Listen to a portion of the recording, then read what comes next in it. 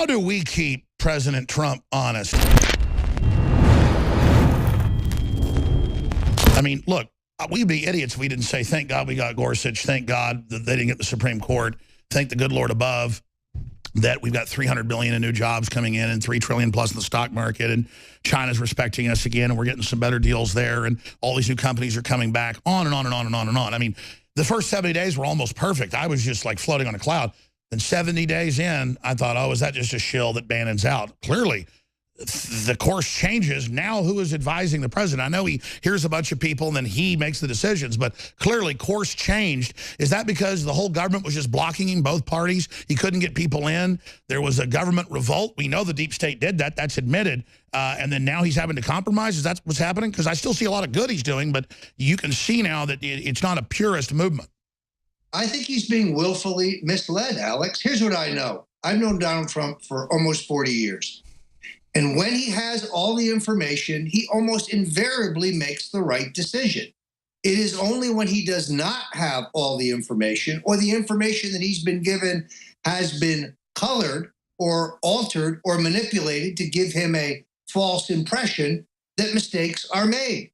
We know for a fact that every single one of his advisors urged him to send 150,000 ground troops, boots on the ground in Syria. And fortunately, there was one man in the White House who didn't like that idea. One man who said, no, that's a terrible public policy. No, we're not doing that. That man was Donald J. Trump. So my confidence continues to be with the president. And my opposition is to those who mislead him. I picked up today's New York Times today to read about Ivanka Trump's agenda for the next 4 years. Ivanka had an agenda? Who knew? I saw her at the convention. I thought she was terrific. I like her. I think she is terrific. But now suddenly she's unveiling an agenda? Who voted for Ivanka Trump? Who voted for Jared Kushner? Who voted for any of these globalists? And then we have news today that Richard Grenell, who no one, I think, fought harder and more effectively for Donald Trump. Grenell, a former diplomat under the Bush administration, but a guy who's come full circle, who understands the danger of the globalists, who has renounced the New World Order. He's openly gay. He was one of the most effective surrogates for Donald Trump. It was announced that he was the president's choice to be NATO ambassador. It would have been a superb nomination.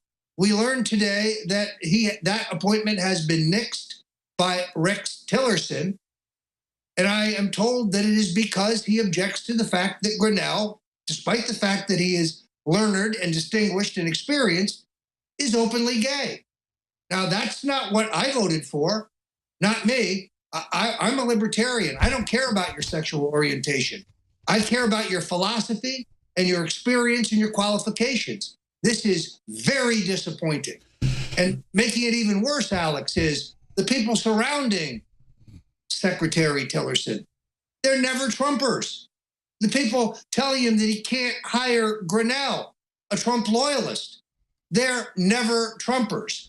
This is a real blow to those who understand loyalty, to those who understand the quality and the character of Rick Grenell, a man who has earned this job, in my opinion. In ancient times, man roamed the earth in a constant state of hunting or being hunted. Introducing Caveman, where cutting-edge science meets ancient super nutrients. Secure your bottle right now at InfoWarsStore.com.